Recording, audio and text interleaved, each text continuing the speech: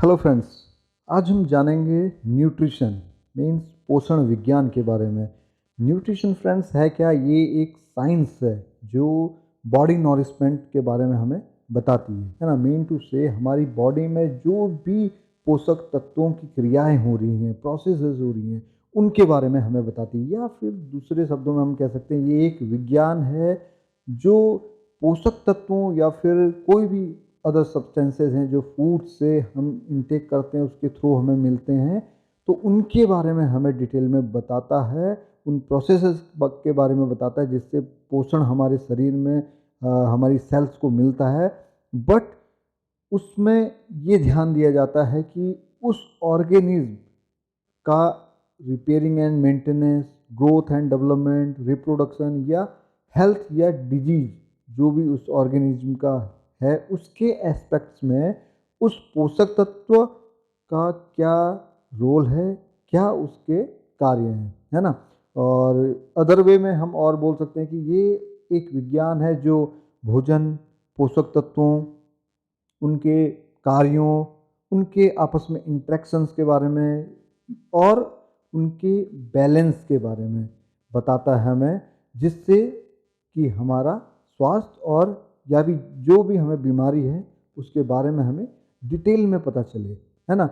So friends, ये कुछ definitions थी न्यूट्रिशन की कि हम न्यूट्रिशन बोलते किसे हैं, है ना।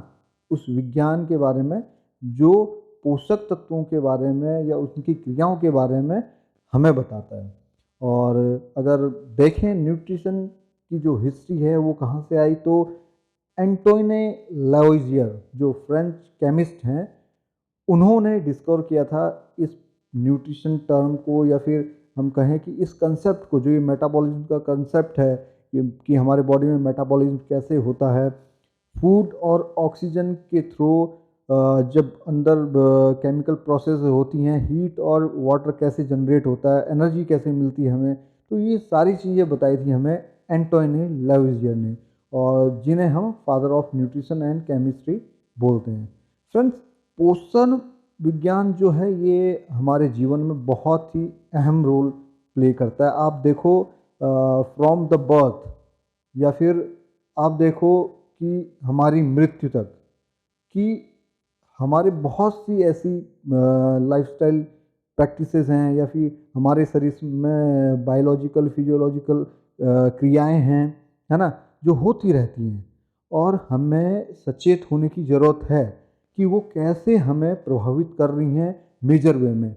ठीक है, हमारे जन्म से मृत्यु तक वो सारी क्रियाएं कैसे हमें प्रभावित कर रही हैं, हमारे स्वास्थ्य को, और हमारे जो डिजीज़ हमें हो रहे हैं उनके बारे में हमें बता के, तो ये हमें बहुत ज़रूरी है जानने के लिए कि हम उन चीज़ों को समझें और जानें। और जैसा कि हम पहले बोल चुके हैं कि ये ऐसा विज्ञान है जिसमें हम हमारे शरीर में जो भी मेटाबॉलिक एक्टिविटीज़ हो रही हैं, बायोकेमिकल प्रोसेस हो रहे हैं, फिजियोलॉजिकल एक्शंस हो रहे हैं, तो उन प्रोसेसेस के बारे में जानते हैं और कैसे भोजन का यूटिलाइजेशन होता है उनके थ्रू हमारे शरीर में। और इसी तहत आप देखोगे कि न्यूट्रिशन के अंदर हम कुछ प्रोसेसेस भी जानते हैं कि कैसे ये प्रोसेस होती हैं। जैसे सबसे पहले इंजेशन। इंजेशन मीन्स हमने भोजन को ग्रहण किया, है ना, उसको इंजेशन बोल दिया। और सेकंड डाइजेशन। डाइजेशन मीन्स पाचन क्रिया, जो भी हम खाना खा रहे हैं उसके जो लार्ज पार्टिकल हैं उनका ब्रेकडाउन स्मॉलर पार्टिकल्स में हमारे पूरे जीआई सिस्टम के थ्रू, है ना, पूरी जीआई सिस्टम में जब हम इंटेक करते हैं फूड, तो आप देखोगे stomach, then liver, gall bladder, large intestine, small intestine, तो इन सब से होता हुआ भोजन जाता है ना। तो उसमें जो खाना हम खा रहे हैं उसका ब्रेकडाउन होता है लार्ज पार्टिकल से स्मॉल पार्टिकल से। और थर्ड स्टेप एब्जॉर्प्शन।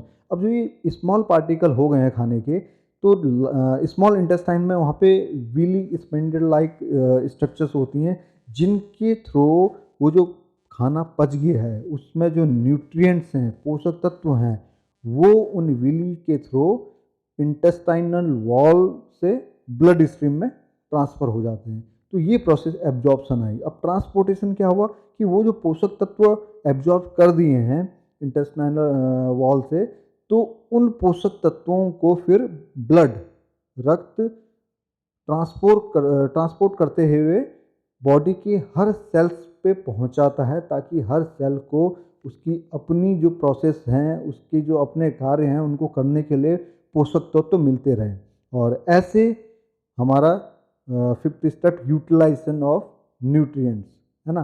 तो हमारा ब्लड के थ्रू जब सारे पोषक तत्व सेल तक पहुंच जाते हैं, तो उन पोषक तत्वों की हेल्प से फिर सेल अपनी एक्टिविटीज करता है। हाँ, हमारे शरीर में जितनी भी प्रोसेस हैं, जितने भी एक्टिविटीज़ हैं, जितने भी सिस्टम्स हैं, है ना। आप देखो cardiac system, excretory system, respiration system, है ना। तो ऐसे लगभग 11 सिस्टम हैं।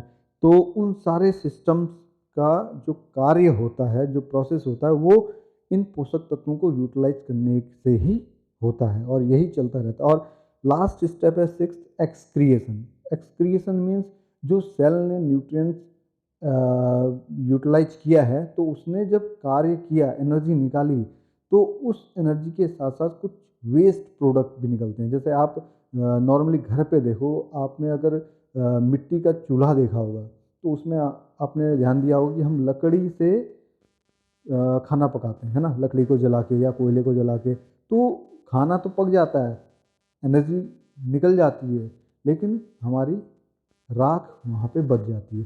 तो उसी प्रकार हमारे बॉडी सेल्स में भी जब प्रोसेसेस होती हैं, बायोकेमिकल प्रोसेसेस होती हैं, तो उनमें जब एनर्जी प्रोड्यूस होती है, तो साथ ही कुछ वेस्ट प्रोडक्ट भी प्रोड्यूस होते हैं, और उन वेस्ट प्रोडक्ट्स को फिर प्रॉपर वे में बॉडी से एक्सक्रीट किया जाता है ना फ्रेंड्स।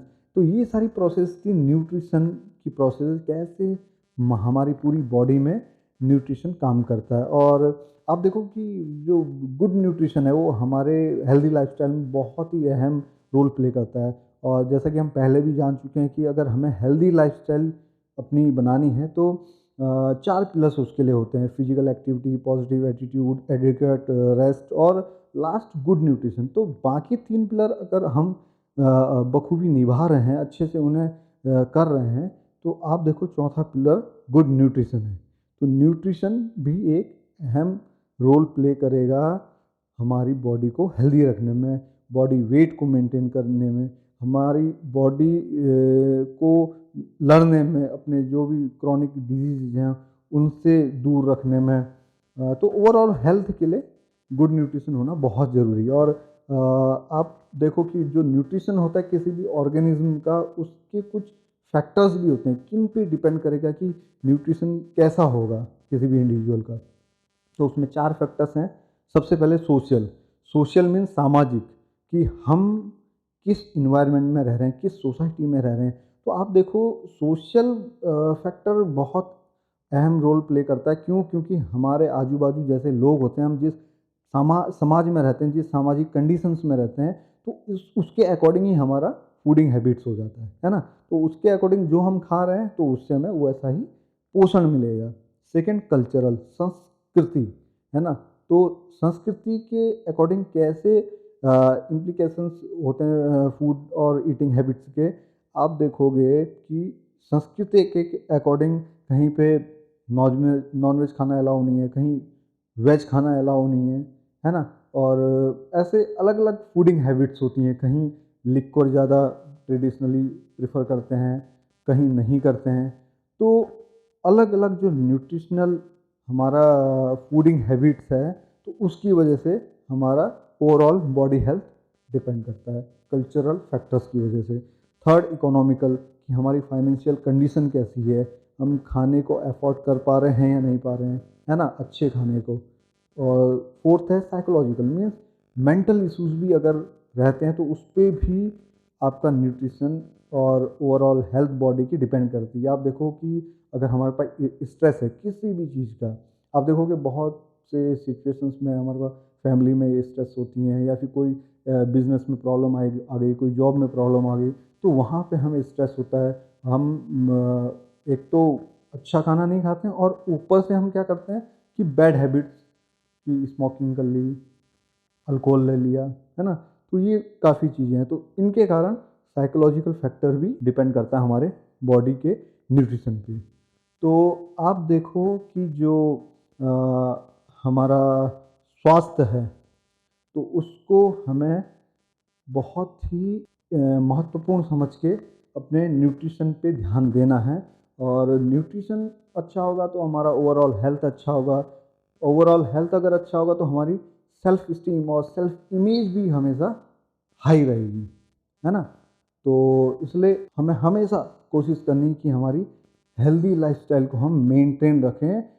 जो भी उसके लिए अप्रोप्रिएट एक्टिविटीज़ हैं या फिर एक्शंस हैं वो हमें लेने चाहिए, है ना। और सेकेंडली अगर हम देखें कि न्यूट्रिशन का अगर इनएडेक्वेट अमाउंट है हमारी बॉडी में, या फिर हम कहें इम्प्रॉपर न्यूट्रिशनल स्टेटस है ऑर्गेनिज्म का किसी भी, तो वो लीड करेगा माल न्यूट्रिशन, है ना। तो माल न्यूट्रिशन है क्या कि आपका इम्पेयरमेंट या फिर कहो लॉस ऑफ हेल्थ, है ना। किसके कारण कि न्यूट्रिशन की न्यूट्रिएंट्स की डिफिशियंसी हो गई, या फिर उनका एक्सेस अमाउंट हो गया, या फिर उनका जो रेशियो होना चाहिए बैलेंस फॉर्म में हमारे बॉडी में वो इम्बैलेंस हो गया, है ना। तो ये सारी चीज़ें हैं माल न्यूट्रिशन होने की।